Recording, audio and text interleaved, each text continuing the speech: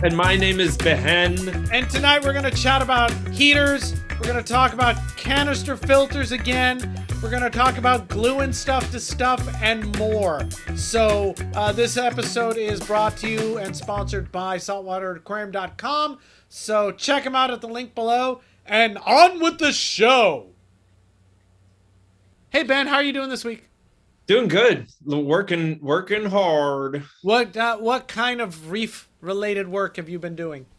Just all my maintenance and getting in the exciting part. You know, if you've been following along, like I had a couple installs at the same time, and I'm getting in the meat and potatoes of it, getting livestock in there, added some biota creatures to both of them. And this is the fun part. I mean, it's like an empty easel, and here's the part where I'm make the magic. That's cool. And did all the biota stuff arrive well? Oh, absolutely. Oh, that's great. I'm gonna order some stuff from biota. I think. I'm gonna reorder because everything that I get from biota does exceedingly well. Cool. Great story. What's going on with your stuff? Nothing much is going on with my stuff. Everything's kind of just rolling along just fine. I was interviewed by a PhD candidate because she wants to study sustainability in public aquarium collections. So she was looking for some information and direction about that, maybe. And I talked to a group of undergraduates who want to be marine biologists, and they wanted to know what the practicalities of the gig is, and what they should do to get into it, and if they should get master's degrees or not. And so that was pretty fun. It was pretty nice to talk to some other people. No problems with your cursed calcium reactor? No, the only thing I did a stupid thing this week, was I went to fill up my reservoir under the house from the reservoir outside the house. Yeah. So I've got 500-gallon tank outside the house where I store salt water. And then I have a 200-gallon tank under the house, and that's where the salt water gets actually used in the automatic water change. And every once in a while I have to fill up the 200-gallon thing from the 500-gallon thing. So on Halloween night, I hooked them up, and I started the water flowing. I opened the valve, and I went, I'm going to remember to come back in a few minutes and turn this off. And I didn't. Classic mistake, brother. I wasted about 100 gallons. Oh. I've got a way to fix that, and I just have to install it. And you salted your earth like a Roman army. It's under the house in the crawl space. It's fine. Okay. Nothing will grow there for eons. But I did get a device that they use on animal water troughs that it's basically a pressure switch. Okay. So when the water gets high enough, it just stops the flow. It doesn't turn anything off. And I have that. I just haven't installed it. And that's probably a smart thing for me to do.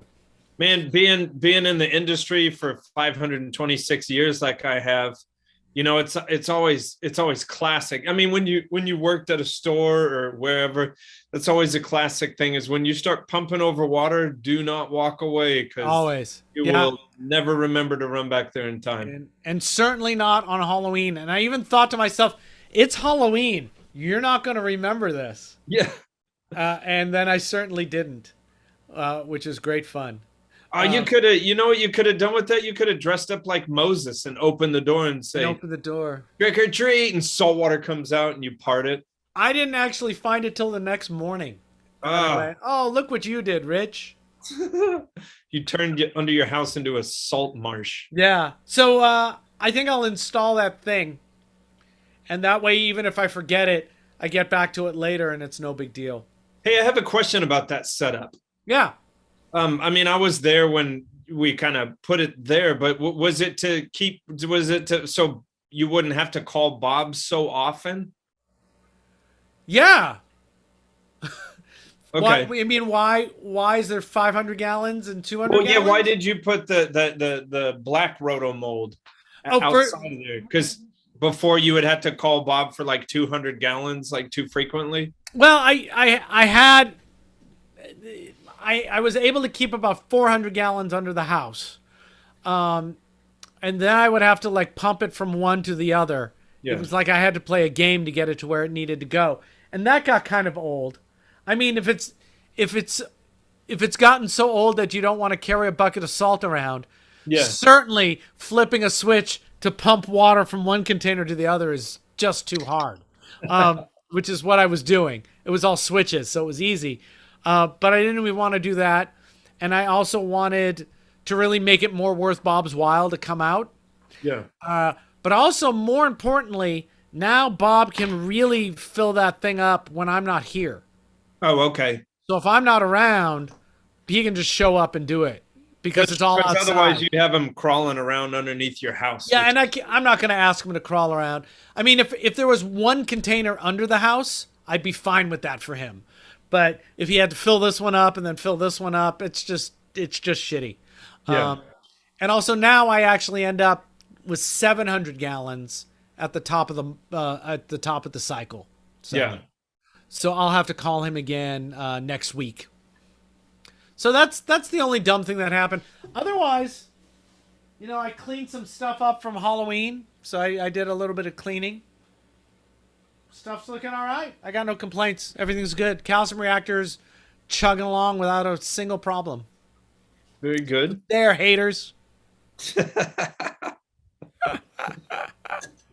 So, Richard, let's talk about. We had one episode where we poo-pooed on using canister filters. Oh, yeah. And somebody on one of the forums called us out on it. We're not going to say their name because they're not a member. Too bad. Eat it, person. Well, it seems like that we had kind of fleshed our problems with that out a little bit, but maybe it deserves a second going over. All right, what did they say? I can't remember the episode, but you guys were poo-pooing canister filters with a lot of everyone wants sumps. Who is everyone? ? And if you don't know why a canister filter is bad, then you didn't say anything. I remember you saying that. And then so apparently we know why a canister filter is bad, and we should prove it. Prove it. Use the word prove it. Yeah. And they thought some negative stuff that I didn't really understand. So, but I got, which if we figure that out, we'll figure that out. But I'm happy to talk about canister filters. That was just a side discussion, and we really didn't focus on it. We were trying to get back to what we were talking about. Now, I guarantee you, there's good looking smaller reef tanks out there. I mean, I would prove me wrong. Tell me there's like a 200-gallon reef tank out there with canisters on it.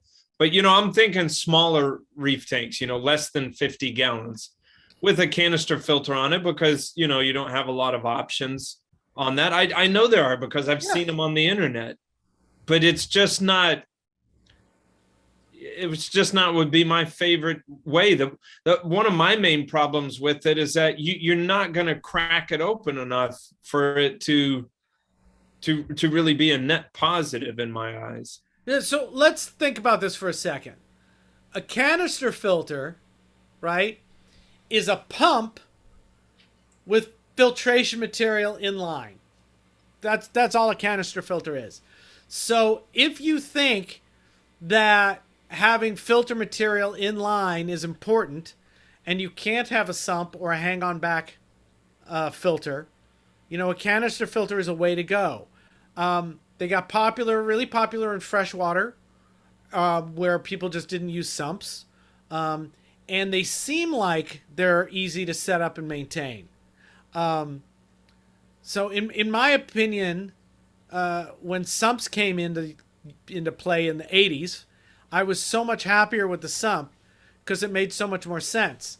I mean, a canister filter, the real problem is you have to isolate the canister filter or pull all the tubes out and take the whole thing to a sink and clean it. Or you isolate the tubes, and then you have a union that you can undo the tubes, and then you can clean the filter, right? Because it's a pump. Yeah. You can't just open it or water will come out. You have to evacuate the water from the tubing, otherwise you're going to have a bad time. Well, and it's been a long while, and believe it or not, in the beginning, some of them didn't have this, but I mean, they all come with quick disconnect valves nowadays. Yeah, and that's been quite a while, but that's the other thing too. A lot of times those quick disconnects are plastic, but I'm also just saying, and there's a bunch of different brands, Fluval and Cascade and Eheim and Marineland and on and on and on. Lifeguard. Yeah, Lifeguard. But Nuclear. Yeah, those are like mega canisters. Yeah, that's just an inline filter. Yeah, a lot of times though, not that there's any like bad metals in them, but a lot of times they're not necessarily made for saltwater environments. So the quick disconnect valves can get a little gummy with the salt, and so it takes a little more maintenance on just the runnings of them over time too. And every time you do the quick connects, you're still spilling some water. Yeah. So you got to deal with that. And I think it's just more efficient to run a sump. It just makes everything easier. You can run your carbon in the sump. You can run your filter sock in the sump. So now you've taken everything out of the canister filter, and you've made it easier for you to service, and you can buy a better pump to run your system. Like, let's say you have a 30-gallon tank that's a Reef tank. I'd rather go with the all-in-one, with the little sump chamber in the back nowadays. Just why a canister filter is bad? Because they're a pain in the ass. That's why. That's why it seemed like that guy was saying you should never use a canister. I mean, someone out there could do that. It's not. I'm not saying it's like the end of the world, but unless you open it up and service it maybe twice a month, it's just you would realize a much better situation, especially nowadays. Like you just said, just get a all-in-one, and it's all exploded or deconstructed there in the back. Yeah, it's really interesting because they used to be the thing. Well, the other interesting thing I think is that we didn't say when we were talking about canister filters, we didn't say, hey, sometimes canister filters are fine, or you can use a canister filter if you want and it'll be fine, and there's a million ways to skin a reef. I think that's just a given. I guess if you don't listen to us all the time, you might forget that there is a time and a place for everything. Although, as I'm sitting right here, I'm really struggling to think of a time and a place for a canister filter on a reef tank. The only thing I can think is if you had like a 30-gallon tank and you already had it was sitting in your garage and it's just a normal aquarium and you put it on there. But I mean, I wouldn't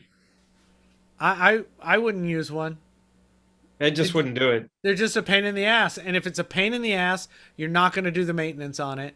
And then what I used to love is you would get a lot of reef keepers who would run the canister filter but with no media inside and just use it as a pump.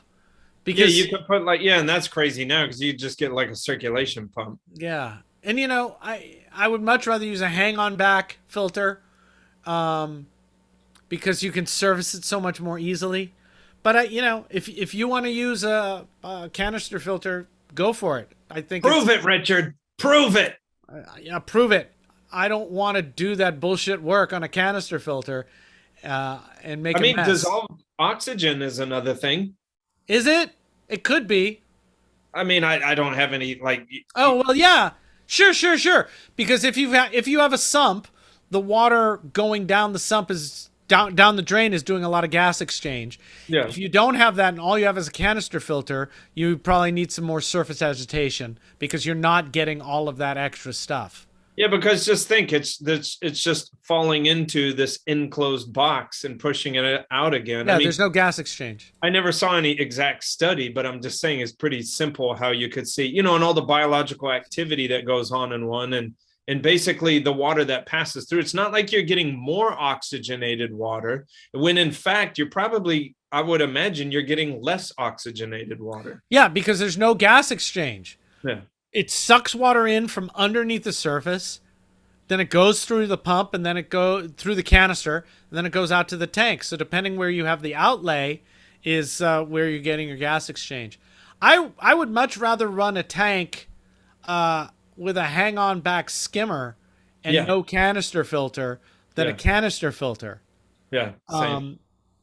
Yeah, I'm just hard pressed to come up with a reason to run a canister filter on a reef. So, I mean, if there's any beefers out there that are running a canister on a reef, put the comments down there. Somehow we'll become a member so we can see. Nah, just kidding. Do it in the YouTube comments if you're not a member. It's I think. I mean, but you got to give us a really good reason. I mean, I own it, and I can't. The specific install can't have anything hanging on the back. So, which means you've got the tank probably drilled through the bottom, and then you put a canister filter on that, like we used to do in the 80s. You can do that. But why would you? Yeah, you could also, run a Dolphin Ampmaster 3000. There just seems to be no reason to run that now. Yeah. On a reef. There's better solutions there's better ways to achieve the same thing. But that said, if you want to run a canister, go ahead. No one's saying don't do it, for crying out loud. I would just like you to set it up new that way, because you think that's the best way to do it, and then get back to us in 6 months and a year and tell us how often you're cleaning that canister. I mean, part of my problem that I have with it too, after this, I think we beat this dead horse. But so, you'll have a lot of mechanical filtration in there. And it's been proven. So mechanical filtration, you trapped like an errant piece of PE mysis. Yeah, a big chunk of shrimp went in there. Yeah, and so you trapped it. But the deal with mechanical filtration, it's just holding it. So it continues to rot in the mechanical media. I would rather not have mechanical filtration in that regard. I wouldn't want it to get stuck into the canister, and just sit there and rot. I'd rather it pass out and go into a hang off the back skimmer, or, something could consume it. So unless you're cracking it open once a week, every other week, and no one's going to do that. Once a day, man. You get a bunch of PE. I don't know why we're picking on PE mice. You get a bunch of any food in there. Yeah.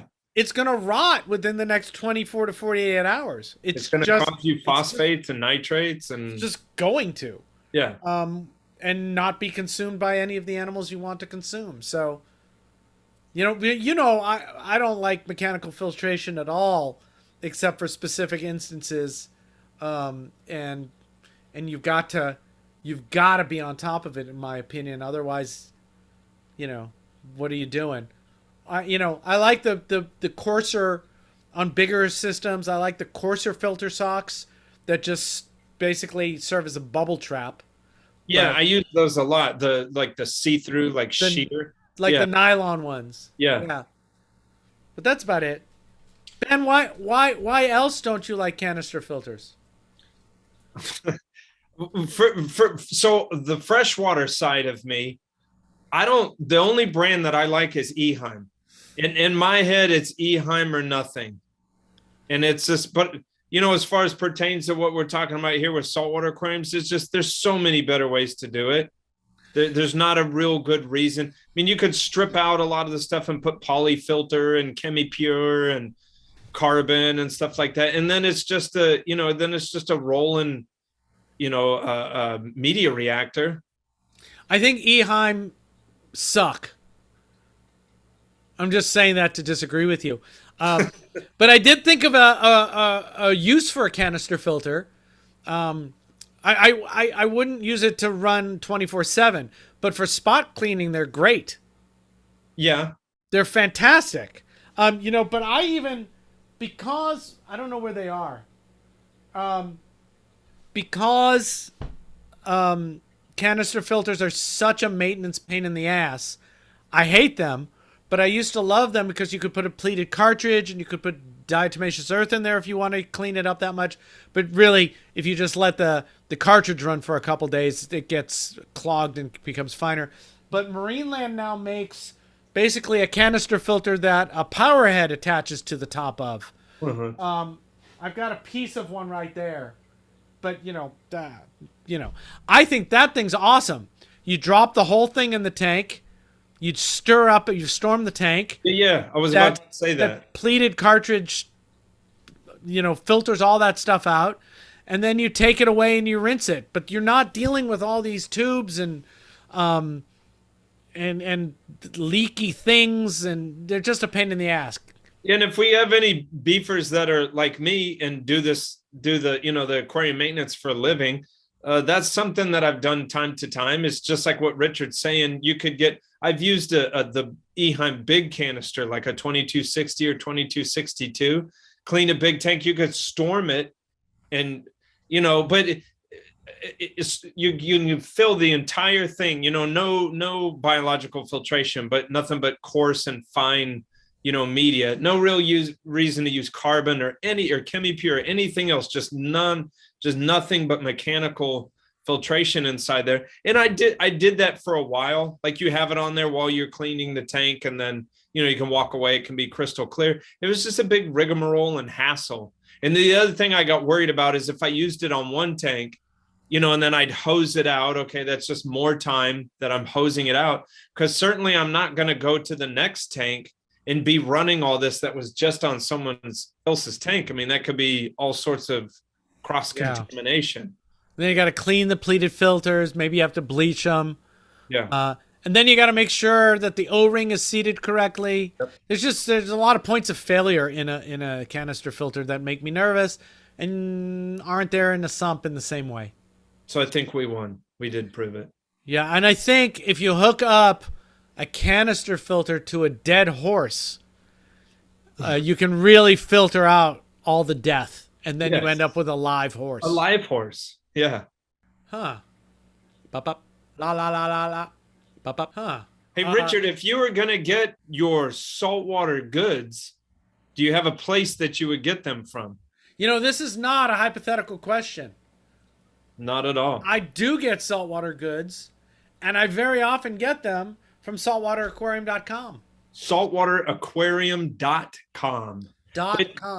But use our URL so they can kind of quantify. We'll put that down there so they can know that you're coming to them via us, so they know how to quantify. Via the beef. The beef. Give them a taste of the beef. So saltwateraquarium.com is a great place. I mean, they literally have every freaking thing under the sun. Saltwater aquarium gear. They even have an in-house cleanup crew that they have, and they send big stuff. They're not sending you little tiny stuff. The thing I like is that they're doing it in-house. They're not a lot of places that do something similar to that. They're actually aligned with another wholesale place, and they send stuff on. So, but saltwateraquarium.com has all that in-house cleanup crew, snails, crabs, shrimp, all sorts of stuff like that. I needed some tubing, so I ordered some tubing from saltwateraquarium.com. And then I got the tubing. And then I needed F-Aptasia, which Frank signed. Woo! That was just me with a Sharpie. And I ordered, and then I got it. I needed a pump. I needed a pump, a Ceche pump. A Ceche. Saltwateraquarium.com sent it to me. They got everything. So, and they're a great business. They're a small business. So you feel like you're not going to get lost in the shuffle there. And they've been supplying goods to the reefing aquarium world for years, and they're great. Their service is just excellent. I like them a lot. They have 3 locations across the United States to ship out their products from. So you're pretty much guaranteed to get anything you order from them quickly. Yep. And they've got all kinds of discounts and membership programs, and you get 5% kind of credit back on everything. So this F-Aptasia actually cost me nothing because I just used my credit for it. They've got discounts for veterans. They've got discounts for first responders, all kinds of programs. They're pretty great. And if you need information, they're a decent place to get some information too. You can text them because, as they say, who the hell uses a phone now? And you'll get a text back and you can ask for advice. What you should do when you buy from them is use the link below so they know. And you should ask them when they're going to have Reef Beef Carbon. Yeah. Keep bugging them for Reef Beef Carbon. Reef Beef Carbon, which will just be another carbon with our name on it. Like Kolar Labs, probably. Probably. But it'll have our name on it, which makes it special. It will suck extra. Yeah. Stuff out of the way. So saltwateraquarium.com, your stuff comes quick. They've got a huge selection and they're stocked really well. So check them out. Saltwateraquarium.com. Use the link below. Huh. Bop, bop. La la la la la. Bop, bop. Huh. All right. That's a discussion. Heaters. Heaters. What about heaters? So traditionally, heaters are the weakest link of an aquarium. And what I mean by that is it has traditionally been freshwater, saltwater, anything. It's traditionally been the piece of equipment that kind of can fail the most spectacularly or will also quite often fail, the most. A lot of times, so if I take over a system, freshwater or saltwater, like one of the first things I look for right off the bat is their heater, and bar none, I get that replaced. I mean, there's brands that I like, but what boggles my mind, and it's not fair because, when I take over a tank and the people don't know what they're doing, and they didn't know, what brand to get or, how to choose one. But it boggles my mind that you'll find these like Amazon specials where they don't even have a name, just like the worst heater you can imagine. And it's already that position, the heater position, is already the weakest link on your entire tank. And you're going to plug in like a literal piece of junk. Heaters suck. We can't. It's interesting that we haven't come up with a better way to heat our water that isn't fraught with peril, right? So if the heater cracks, it can release copper and whatever goo is in the heater into the water. Yeah. It can electrocute stuff. The heaters can be bad juju, and their thermostats are kind of goofy. So we do all kinds of stuff to get around that. We put them on a controller, whatever kind. It can just be a heater controller. It doesn't have to be like a full Apex system or anything like that. You use multiple smaller heaters instead of one big heater. That way, if one goes out, your tank doesn't get too cold. But yeah, heaters are a real weak point. Moppin and I were talking once about, using infrared heating. Oh, that'd be weird. So you put it above and you just point it at the water and it just heats up the water. I'll write that down again. Maybe we'll get back to that. That could be interesting. I mean, none of these people are sponsors, but I'm just going to go and come right out with it and just say my favorite configuration is the Schwego. Is Schego. It's a German company, Schego. Yeah, it makes the best heaters. Yeah. Well, the reason I know of them and why I trusted them right off the bat. So there was an air pump. Schego made air pumps, the WS1 and WS2, and they are just absolutely bulletproof. Now, air pumps aren't that sexy nowadays. Like back when there was air-driven protein skimmers, like those were super popular, the Schegos. Yeah. And they're just, no one cares about air pumps anymore, but they're just like the most absolutely awesome air pumps that ever existed. They have a smoked kind of plastic clear housing and you can see all the components. Oh, and you can replace all the stuff that's inside of it, even though nothing ever really would go back. Those are the only air pumps that you could replace the diaphragm on. Yeah. No other air pump existent could you replace the parts on. But that's so air pumps work with the, electromagnet, and they have these little arms with the rubber diaphragm, and it just vibrates them, and that's how the air happens. It's got a one-way valve, so it lets air, like a carburetor. It lets air in one side and then pushes it to your tank the other one. but they're notorious for, if you use cheap rubber, or if it's just a cheap air pump, like it'll just vibrate holes in that cheap rubber diaphragm. And I don't know what the heck Shago used, but anyways, that's getting off the reservation. The reason is How that company made superior piece of equipment. So how else did you reef back in the 1800s, Grandpa Johnson? well, we got on the wagon. This whole show is oh my God. We used to take an undergravel filter plate, drill a hole under the tank, connect a canister filter to that, and that was how we ran reef tanks. Yes. Okay. So you liked Schwego? Shago. I've never. What are you saying, Schwego? I've never. I don't know, because it sounds better than Shago to my head. Anyways, so several years ago, Bulk Reef Supply partnered up with Shago, and I didn't even know that they made titanium heaters, but they cut a deal with Shago. Shago was, I don't know the real specifics of it. Like, why didn't Shago bring their titanium heaters to the U.S. market on their own? I don't have the answer for that, but so BRS brokered a deal with them and brought them in. And the second I saw the Shago name on it, because I knew that Bulk Reef Supply wasn't making them, that it was, they were rebranding it. I was like, oh my God, I didn't even know Shago made heaters. And I mean, I have tons of them out in the field, and, time will tell, but it's been like 3 years now. And I love it. I love it. This company made a great air pump, and now they have heaters. They're the best. Man, with their quality control, I know it does sound silly because they made a great air pump. So my brain was just saying, like, well, certainly they still have that approach to the heater, to the titanium heater. Yeah, I run them too, by the way. They seem great. You just want to take the piss out of me. What? Yeah, well, but it's,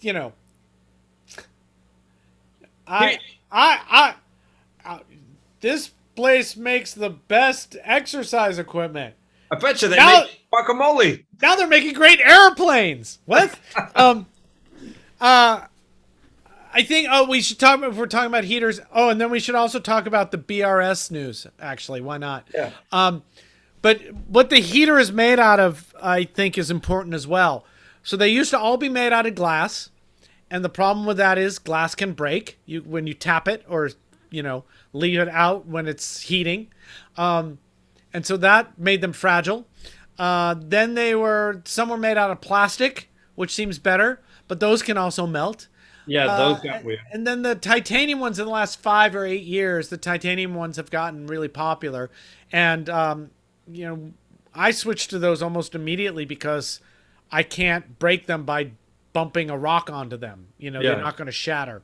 So I like the titanium a whole lot better because they're not going to break. And they usually don't come with a controller. Usually you plug them into something to control them. That's what I was getting at. That what I don't traditionally like is the heater with the onboard or inboard, control device thermostat inside of it. Now, small freshwater tanks and all that, that's been how they've been made for a long time.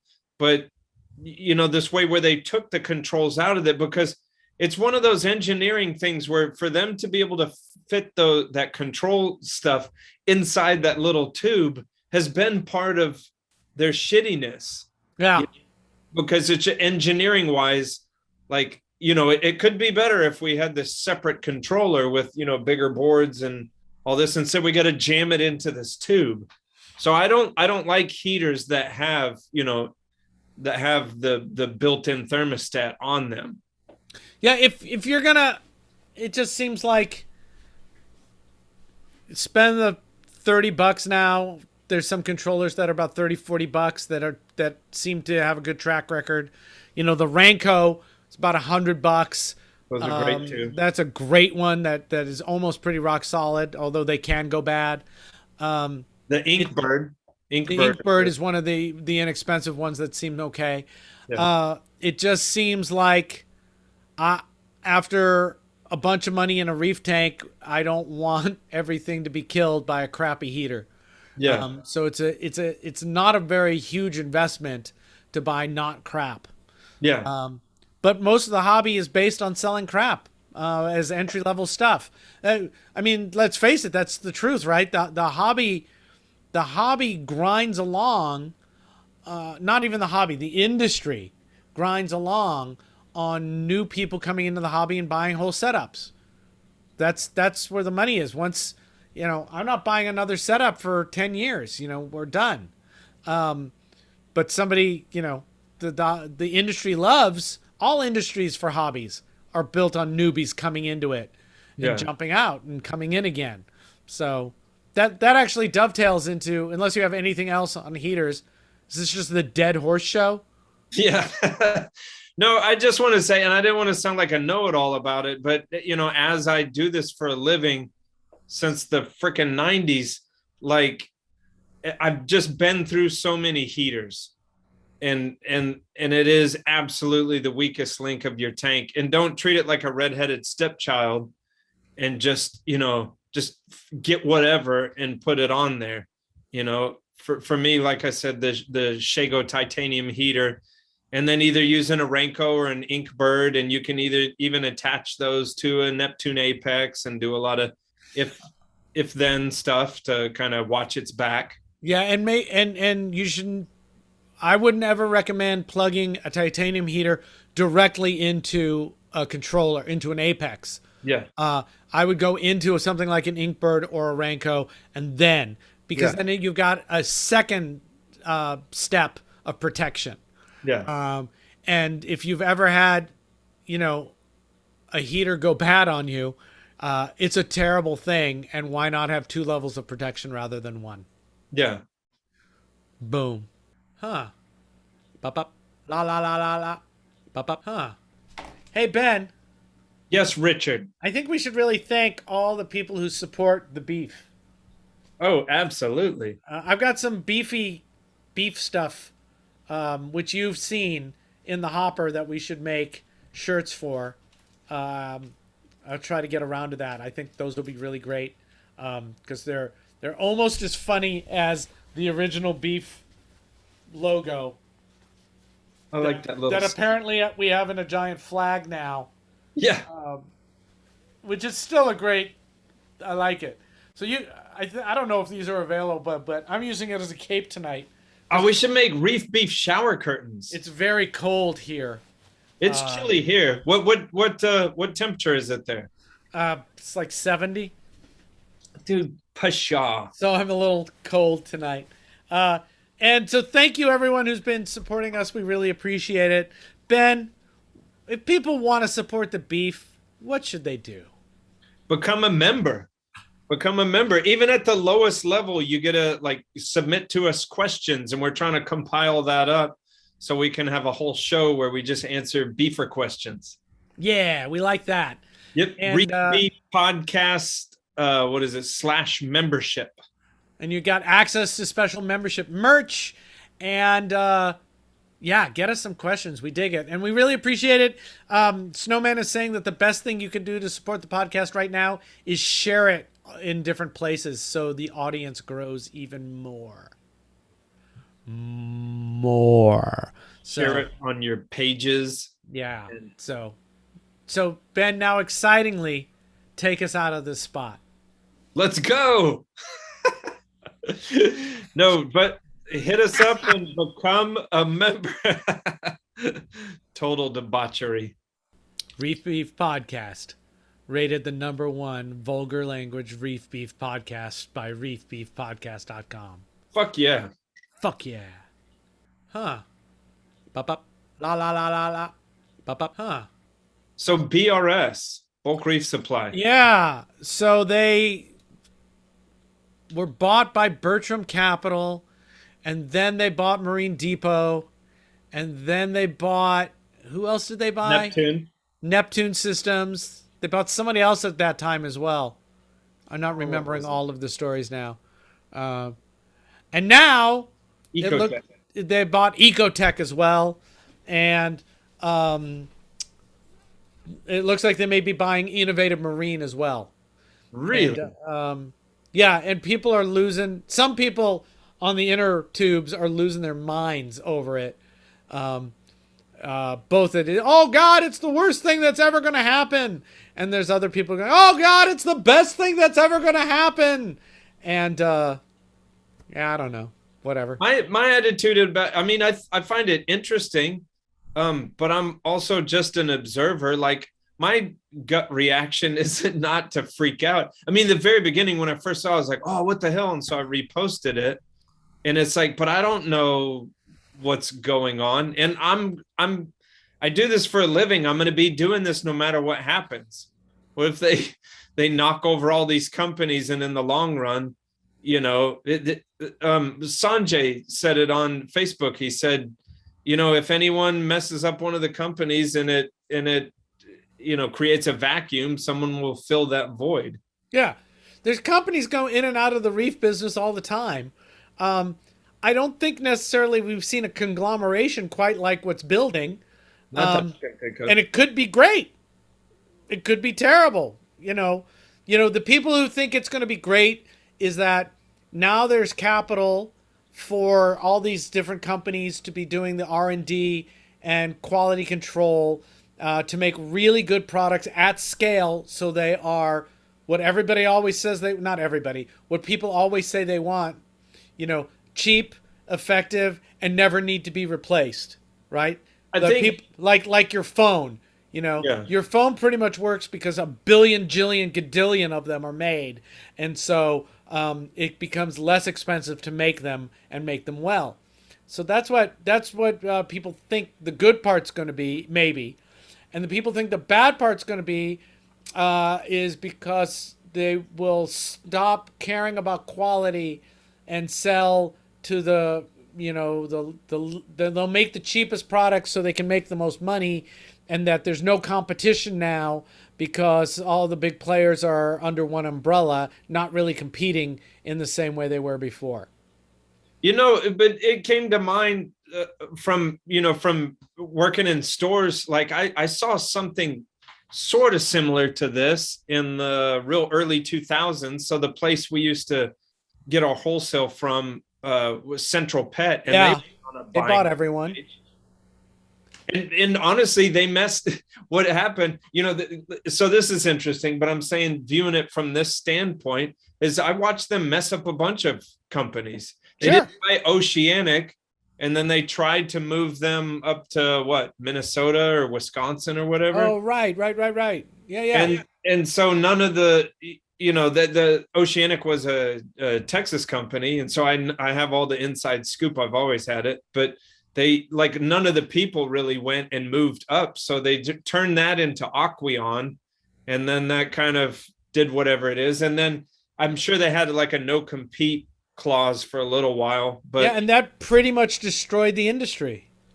Yeah, and we're now here talking about an industry that doesn't even exist anymore. Yeah. But now, basically, so what the bones of Oceanic turned into Deep Sea Aquatics, and then that ran for a little while, and then now it's basically Planet Aquariums, and everyone. I can't say everyone loves Planet Aquariums, but they're a premier glass aquarium making company. So there's two things about this that occur to me.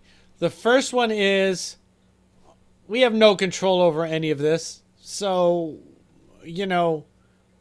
old reefer yells at cloud. It's, it's a done deal, and it has happened. And as much as anyone complains about it, with no real knowledge of what's going to happen, because none of us have a TARDIS to jump into the future to see who's right about how it worked out. Yeah. It's a lot of, cases of the vapors, and you need, oh dear, get me a mint julep and bring me to the porch. But I make fun of that, but we all love to do that at the same time as speculate and armchair quarterback, and that's really fun. Some people like the drama. No, that's fine. I think the other thing to realize is that this hobby is built on entry-level sales. All the high-level stuff, I think we're lucky to have. And the goal is to be able to make something that you can sell 1 billion of. not really to make something you can sell 20,000 of. That's the part, some of the whispers that have been going around. I'm kind of like, because people, I just like I know you do. Anytime someone says like growing the hobby, I'm always like, man. I mean, it seems hypocritical because at the same time, like we're having all these natural problems out in the ocean, and like grow the hobby now, step on the gas pedal, and I just don't understand where that converges and how that's going to work out. So, I mean, this was a thing that happened when Tanked was on the air. Was people said, it's great, it's getting all this exposure to the hobby. It's like, but it's terrible exposure, Until you track some of this data and see how many people did it bring into the hobby and how long did they stay and how many animals do they still have alive, it's not really much of a growth of the hobby. Unless you're measuring the growth of the hobby on sales of dry goods. And yeah, so, and that's the other thing to think about. I usually break up the what we do into three things: hobby, trade, and industry, right? And industry is all the dry goods makers, right? And all those vendors. And trade is the livestock, and the hobbyists are us, or people. And I think the trade and the industry are two different things that don't talk to each other all that much and aren't really connected. So, people making whatever widget you use on your aquarium, they got nothing to do with the collection of the animals. They're just making widgets to sell, and they are going to do whatever they can to make the most money on the widgets, which is what everyone is in business for in the first place, is to make a bunch of money. Yeah. Otherwise, why would you do it? It's certainly, why would you run a company that's selling stuff internationally and go through all that unless it was profitable for you? So, I think maybe I told this, but when I was in grade school, we went on a tour, not grade school, in high school, I was the editor of the newspaper, and we went to the LA Times on a tour. And they said, one of the guy leading the tour, I think it was a guy, said, so unimportant, the sex or gender of the person leading the tour. The person leading the tour said, why do we have the newspaper? And, people said, to let people have the news, or to, if there's emergencies, people know where to look, or, credible information. He was like, no, it's for advertising money. To sell stuff. It's just for money. It's to sell soap. And that's, if you're going to, some people are grumpy, at these, when they're saying, and it all over the place. People think that it's from one form that I frequent, but it's not. It's everywhere. That, all of these people they used to care about the hobbyists and now they're just trying to make a buck. Yeah, that's kind of the point, is to make a buck. If I could sell Reef Beef Podcast for a big chunk of change, I'd do it right now. Hey, Bertram hasn't bought a podcast yet. Fuck yeah, Bertram, buy us, motherfuckers. Yeah. Oh, that would be the best. We could be the mouth. We could be the shills for Bertram. The mouth of Sauron. That would be so funny. But yeah, but then obviously we'd have to retool the podcast. We probably couldn't say fuck quite as much. Yeah. And we would literally be under scrutiny of being shills. But that's fine. It's just you can do got that. everyone's attention. Now, hey, this is going to be interesting because in the earlier days of like Ecotech and all that, Ecotech and Neptune used to play nice a long time ago. Yeah, and then they got WXM module and all that. And they got less nice. Yeah, and so now they're back in house. Now, but this is interesting too. Is years ago Ecotech bought Aqua Illumination, and they're fine. They didn't do away with them. Yeah. I mean, so, riddle me this. We don't know what's going to happen. It could be bad. It could be good. Either the cops got them or they got away. Yeah, and oh no, Bertram's going to turn around and sell them. Yeah, because they're also in the business of making money. And Sanjay's right. Sanjay always has good vibes about all this stuff. Yeah.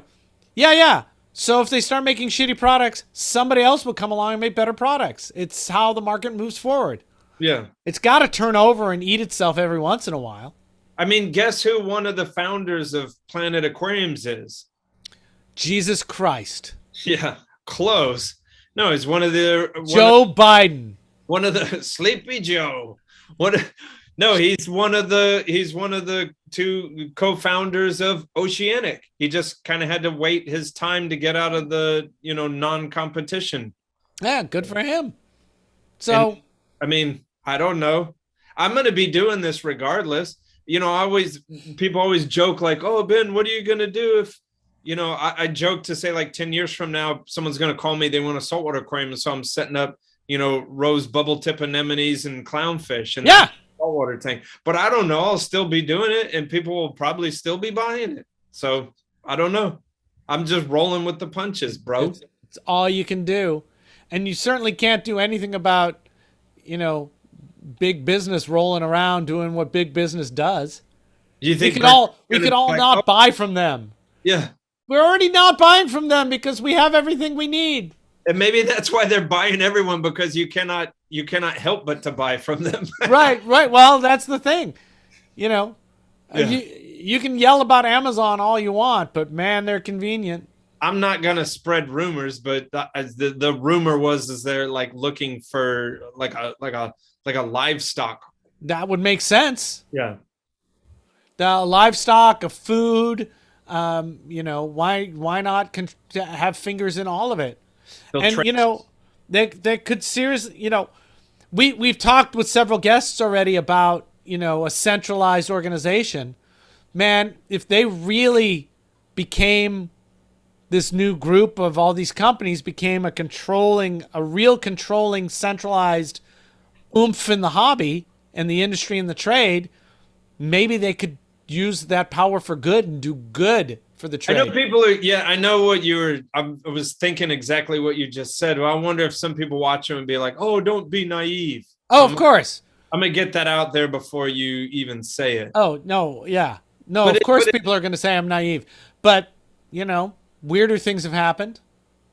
If these investment people are really looking for things that are going to make money into the future, and they want to make changes in the companies they buy to make them more attractive and sellable, well, goddamn, saying that we're sustainable through the entire chain of custody, and here we're certified at that. You should buy this company because now it's really poised to make a shit ton of money because everything is clean, and PETA can't say shit about it except for the regular shit PETA says about don't have any pets, which is fine for people to think too. That's definitely something that's marketable. And and this may be naive too, but I've got to think too, like what if they also bought a wholesale company out in the Coral Sea? What if they did do that? And I don't know, with the way that a lot of these shutdowns are going too, again, they chose to throw their hat into a somewhat threatened hobby, threatened to a certain degree hobby. So, I don't know how much it would affect their bottom dollar, but that they would, put their weight in behind, fighting back on people saying we can't. They just bought a bunch of aquarium companies, and then places are going to say you shouldn't have aquariums anymore. Maybe they'll throw $1 billion at aquaculture, right? Maybe they'll buy Biota and fucking ramp that motherfucker up 20 times what it's doing right now. Yeah. Maybe. Who knows? Maybe they'll talk to these people who were talking about wanting 1,000 frags a week to outplant, Wow. So, when we're talking about scale, yeah, we're really talking about scale, and we don't have that yet. Yeah. We are not growing corn, So I think what they're also going to buy is a dead horse. They should buy this show then. They should absolutely buy this show and the Reef Beef Carbon. Yeah. We want our face on carbon. Oh, we didn't talk about gluing things together. We can do that fast.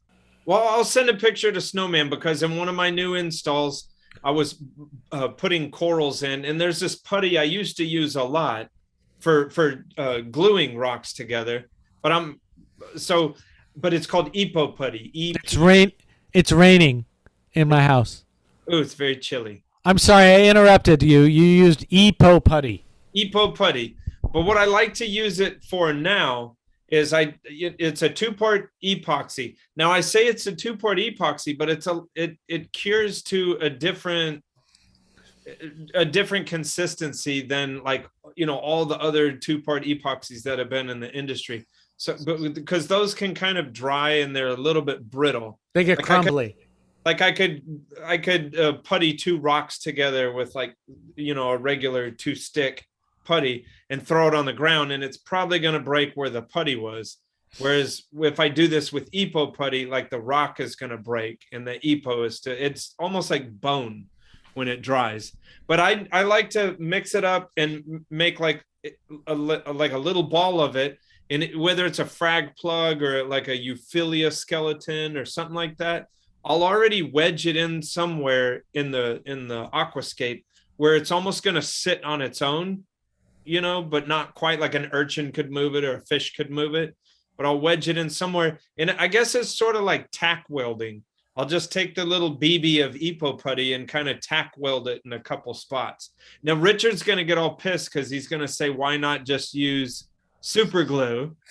I was going to ask you, where do you get EPO putty? Well, I mean, they're not a sponsor. I used to get it from a guy named James Strauss that had just like a little frag company, but I think he passed it on to. You can get it in the trade. It's easy to get. I think they passed it on to Marco Rocks. I mean, you just have to Google it, and it's okay. So it's EPO putty. So it's just a two-part epoxy that you like a lot. That I've been using for a very long time. It's more expensive than something like an aqua stick, right? I believe so. What last time I checked, it's like $10 a package. Yeah. So there's a ton of different epoxies that you could use. In the public aquariums are really fond of a stuff called a Splash Zone, Z-Spar, and that shit's expensive. You use it to repair boats. But it's real messy too. It's really messy and gooey, and it turns into pretty good rock as well. So it's just what you like to use, I don't like the putty because I don't like how it looks. Yeah, this one dry. It's like, I mean, I said consistency of bone. It even kind of the color of bone. If I had been doing maintenance and setup of aquariums for 500 years like you, I would want my stuff when I glue it in to not look like shit. And I would use a different way to make it not look like shit than use a fucking big chunk of putty that's going to stick out like a sore thumb for several months. It covers with coralline pretty quickly. Plus, by the way, I was saying, you'll see the picture. I'll show it. But like how I just kind of like tack weld it is I'm doing this on plugs that get overgrown quickly, and it wouldn't take but. You're gonna laugh at me. Half a year for yeah, because I service tanks in $1 million, $1 billion homes, and when people come in for their cocktail parties and orgies, they look at the tank. They like to see a big fucking piece of epoxy for 6 months. Well, don't use a big piece then. No, I don't give a shit. This is like the canister filter discussion. You like epoxy putty, use epoxy. I think on Facebook I called you a Luddite. Yeah. And I like super glue. I think it's fast. If you understand how it works, you can glue heavy shit together, but it is not going to be a permanent bond that's going to last a long time. I'm sorry, I take that back. It will last a long time, but it can be broken. When I glue rocks together, I'm going to use Z-Spar. Because that's really going to hold over time and take a lot of wiggling and shaking. It's just a different approach. I'm going to start messing with that Z-Par, it's gross. Z-Spar's gross, and in a small tank, it makes a lot of the huge mess. Particulate in the water. It can be really gooey. But a lot of my like making the aquascape, I do that when I'm setting up a tank. I do that. I guess the word is in situ. Like I don't like making a structure you hear about people and then they move it into the aquarium. I make it in the aquarium without water in it yet, because I also use dry rock. Yeah. So, but my current favorite is the E Marco 400, the hydraulic cement. That stuff's great. And it comes with a liquid, and I've found just with messing with it for a while, if you go heavy on the liquid, it's almost a little different consistency than just concrete. It's a little sheen to it. Is a hardener? It's a hardener. Okay. Yeah. Yeah. It's fine. I mean, it's fine. What I do is I take a coral and I glue it to a piece of rock rubble, and then and that's my frag plug, is what I usually use as a frag plug, is that. And then I find a place in the tank where I want to glue that, and I put a patch of super glue on that, on the rockscape. Then I put some super glue on the rock rubble, and then I glue that onto the rock. And I find that a very easy way to make naturalistic looking stuff immediately. But that's definitely a good way. But here's one of my issues with that is by the time you're doing all that, you've got like jacked up fingers. Oh no, I can't wear a glove. My name is Ben. Yeah, but no. in theory, like wearing a glove and working with super glue sounds great, but man, it's just so. Oh no, I got some glue on my hands. It's gonna take me 3 minutes to peel it off once it's hardened. Ooh, I need a haircut. Ooh, I'm in the Bee Gees. My name is Ben. Then I can go commit the perfect crime because I don't have any fingerprints left. Yeah, and making and pulling up putty, epoxy putty doesn't make a mess and get goo on everything, and it didn't get too bad. It's just half dozen one or the other. It's whatever you want to do. It's your canister filter. It's your everything is your canister filter. Yeah, we don't give a shit what you do in your tank. Yeah. Just don't kill stuff. That's the name of the episode. We don't give a shit what you do. Oh my god. Where's punk rock? This is a weird ass podcast for weird ass people. So if you're a beginner, you're probably like you're in the wrong place. Get the fuck out. Reef beef. Don't give a shit what you do. Oh, that's a good shirt. Yeah. Reef beef. We don't give a shit what you do in your tank. We're just trying to get Bertram to buy us. Yeah, that's right. We want to sell out now. Yeah. What if we knew about Bertram before we even made this podcast, and like, how are we going to, but that's ridiculous because we have gone about the wrong way to try to get someone to buy us. We have. but the right person might buy us. Yeah. I don't think it's Bertram. I think it's some meth dealer. Someone cool as fuck. Cool as fuck. I'm looking at you, Andrew Sandler. Yeah. He has an awesome aquarium. He does. That 20,000 gallon tank in his house. Yep. Took a long time to set up, but it's looking really good. It is. We should get him on the show. That would be awesome. Yeah. I had to tip my hat to him because this is just my opinion. No one get pissed off. We don't give a fuck. Because I don't give a fuck. No, but you see people make pretty large, and I'm talking about large reef aquariums in their house. And just my personal opinion that some of them aesthetically, just haven't looked that great inside. Yeah. And I have to tip my hat to Mr. Sadler. Is it Sandler or Sadler? Sandler. It's a pretty damn nice looking tank. Looks good. It does look good. So almost as good as my hair. Nothing looks as good as your hair, my friend. I guess that's it. We don't give a fuck what you do. Beefers, we joke, but we are awful glad that you people watch us. And please comment in the YouTubes and share us with your friends and share us on the Facebooks to the different groups and everything like that. And hopefully other people get a kick out of it too. But we do appreciate your patronage. Yeah, and until next time, stay wet, friends. Stay wet. We don't give a shit what you do, Billy.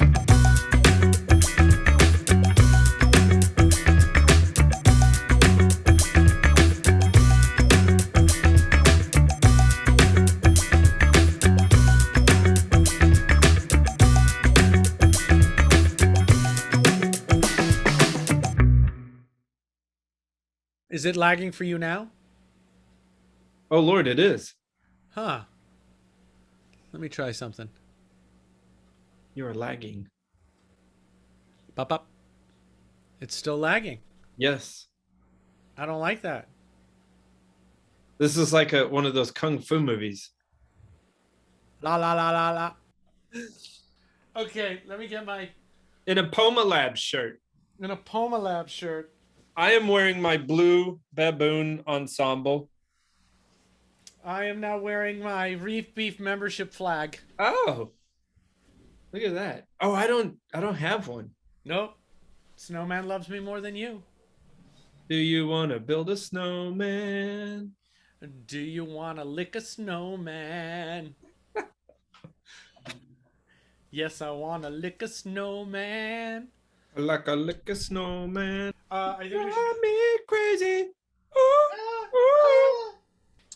And then I have a bowl of worms. A bowl of worms. I have my fucking... Wait, do you have a bowl of worms or you have Ebola worms? Yes. This is my rally stripe for my new van. Whoa. This is my oscillation overthruster. You always need those. Fuck yeah, you do. Guess what's in my cup? Bowl of worms. Whoa. Mealworms. It's Halloween, baby. We're the worm house. I'm drinking motherfucking almond milk. Are you? Yeah, we ran out of beer. You've been out milking almonds? Yeah, they have the smallest teats. Little almondy teats. Little nut teats. I got something to show you. I'll be right back. Hold on. Pass the hoochie from the left hand side. Pass the hoochie from the left hand side. Cheerio. Good eye. Look at this. Products. Look, beef and beef. This is like that neck gaiter thing, but I double, triple it up and I put it on my head. Oh, a cat. I like this cat, but it has hair. It will likely lose its hair. Really? It's a Peterbald, and at about 12 months to 16 months, they lose their hair or they don't. And our other cat's a Peterbald, and she kept her hair, but she's like a possum, and we love her. This one, I like everyone the ears. seems to think this one's likely to lose its hair. Roy Kent. That's awesome. And this is its asshole. Really? I'm such a fan of cat assholes. Which that is a lie, folks. I'm a dog person. I mean, I dig cats, but I just don't like animals that walk around with their buttholes hanging out. Oh, well then I'll leave. Put in the comments, do you prefer to just look right into an animal's butthole, or would you rather just, not, such as myself? I prefer to just not, if I can, basically, I can go a day without looking at an animal's butthole. It's a good day.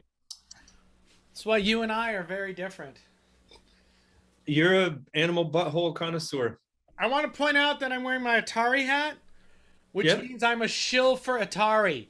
Yes. Clearly, Atari is giving me free stuff, and the only reason I would wear an Atari hat is because they've given me free stuff and I'm shilling it. It's Big Atari. Big Atari. Yeah, who is this? Who is this? Why is the Bee Gees calling me? Yeah. I did it again. I did it again. Damn it. Still not a Bee Gees song. Still, something came out of your mouth a second ago. No, I don't think it came out of my mouth. It was fuzz. Why? Oh, I'm disappointed in myself. Okay, we need a beef. Check this out. I got F. Aptasia. Signed by Frank. Are you serious? Wait, everything's backwards. Hold on. Why is my video the wrong way? Mirror. We're doing construction outside now. And that's taking all my time. Those things arrived that you resent me? Yeah. There were boxes inside those giant boxes. We would have saved half the money if you had just opened them and like brown papered them or something and sent them to me. It was that Amazon thing of giant boxes. Oh my god. But they're freaking awesome. So that's great. That's good. Whatever it is they were. All right. We're still not doing a show yet. Hey, Ben, is Reef Beef Podcast safe for children and to listen to at work? If they're cool. I agree 100%. If kids like the word fuck and your boss likes the word fuck, Reef Beef Podcast is safe for work. I mean, we've gone some shows without saying much of any cuss words, but just be forewarned that like out of the blue, we might just kind of shriek a curse word out. The point of this show is to capture the feeling of conversations that happen at Macna after Macna closes. So at the bar or in the lobby. And so language is part of that. Those were some terrible sentences, but yeah. Your mom's a terrible sentence. Hell yeah, she is.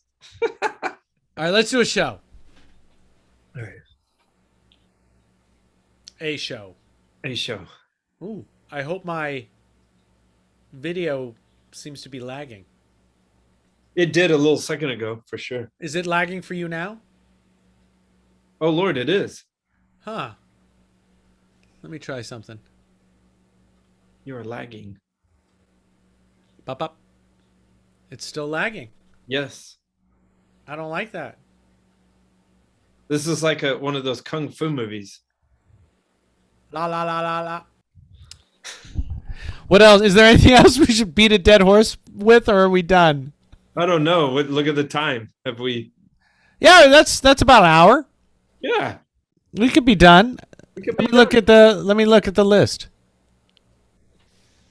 That's gonna make me laugh for days. Oh, for sure. This really is a weird ass podcast. But it's, you know what? We're just having fun.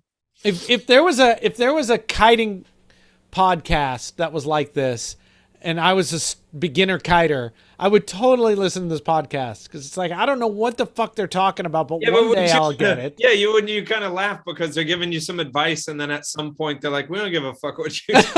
Like, I mean, you're gonna do whatever the fuck you want to do anyway, so you know, and you know, to be real about it, we don't give a fuck what you. No,